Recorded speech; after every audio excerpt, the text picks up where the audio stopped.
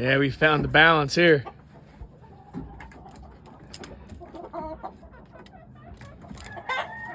The ones that did well are most likely gonna throw some straight yard ACL if he makes it. He's looking a lot like the one uncle from a couple years ago.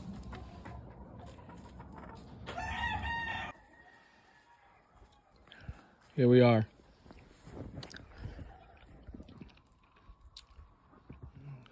Winter finally upon us. I knew we were going to pay for such a mild and warm November.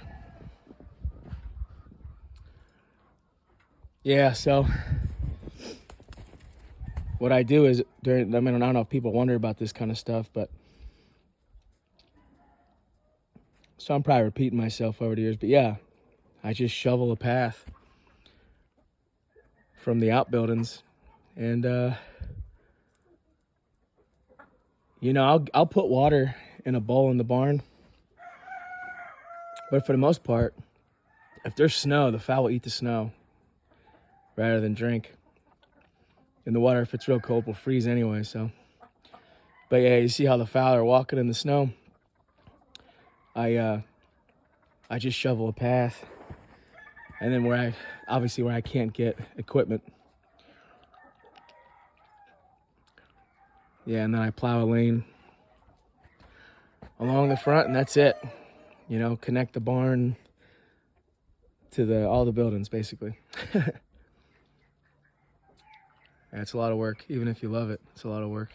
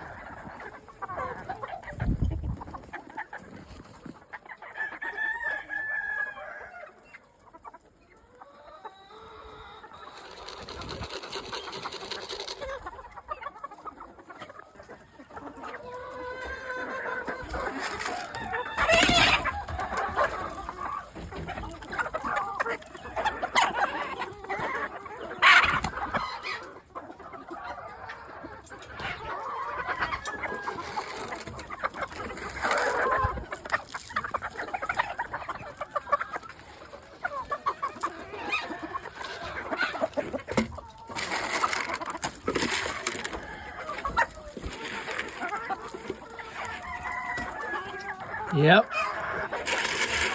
Less and less each day. Plenty of them just can't handle the cold. These are the fowl that roost where they please. And so there's a lot. But they're good table fowl, you get too many, you butcher them up.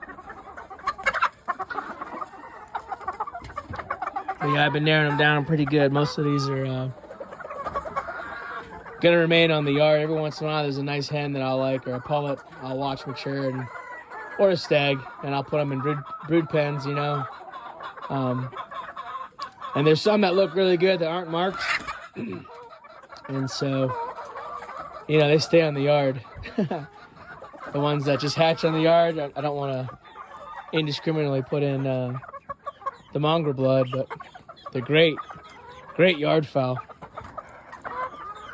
Great for the table, the freezer, or if local folks want to kind of get into some sustainable fowl, but don't really, like I've been telling folks, that they don't really understand thoroughbred, straight bred stuff. That's that's understandable that people just aren't aware of how that goes down. But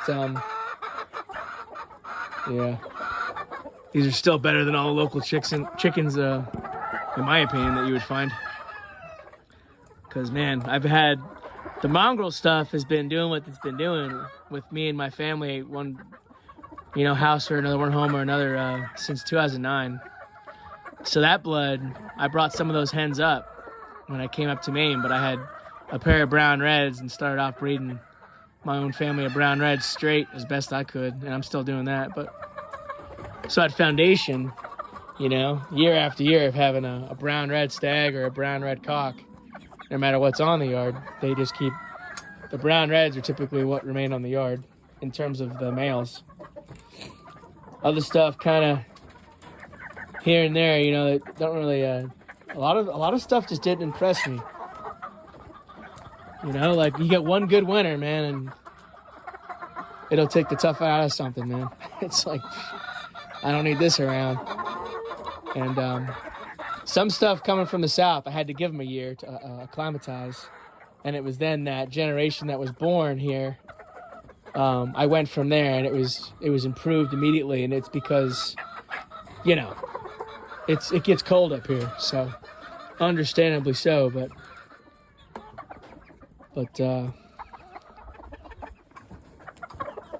yeah, the winter will show you. It will reveal some things, and you'll see real quick who you don't, you know, what you don't want around, what you don't want to look at. I'm just sharing some yard fowl right now because I think in the winter they start looking their most beautiful sometimes too. Particularly for the wow, it's after the molt, you know what I mean? They're filling out, but anyway.